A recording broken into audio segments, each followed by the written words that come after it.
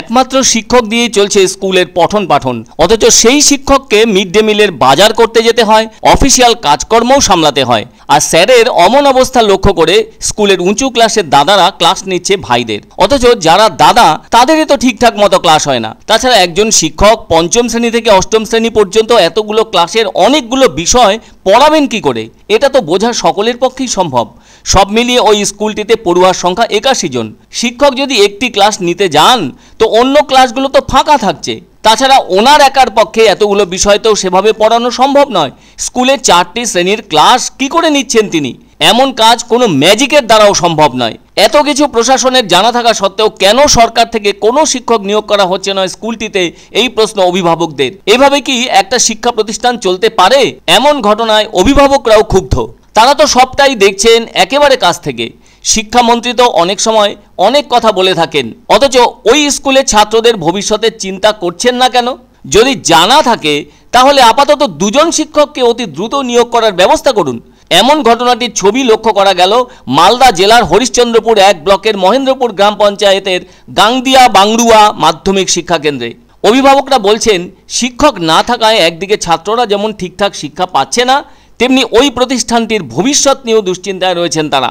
দেখাই যায় স্কুলের দাদারা তাদের ভাইদের ক্লাস নিয়ে থাকছে, সেটা তো নিরুপায় অবস্থা লক্ষ্য করে।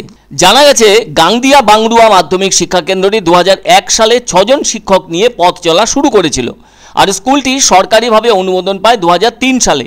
সে সময়ে 6 জন শিক্ষকের মধ্যে 2 জন শিক্ষকের বেতন চালু হয় সরকারি উদ্যোগে।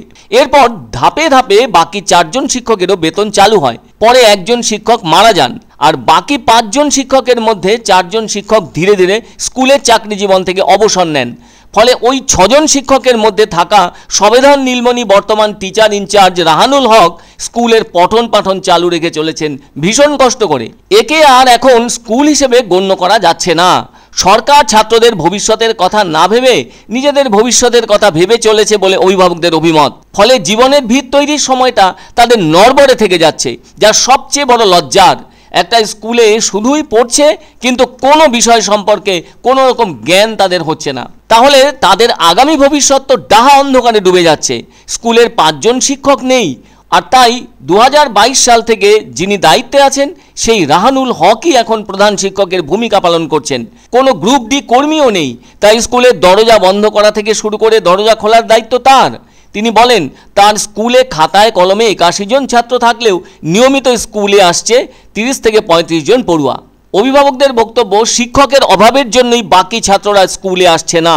ওই মাধ্যমিক শিক্ষা কেন্দ্রের সবেধন নীলমণি শিক্ষক রাহানুল হক বলেন, শিক্ষক চেয়ে ব্লক স্তরে, জেলা স্তরে আবেদন করেছেন এবং রাজ্য স্তরেও আবেদন করেছেন, কিন্তু শিক্ষকহীন এই বিদ্যালয় যেই কি সেই হয়ে আছে।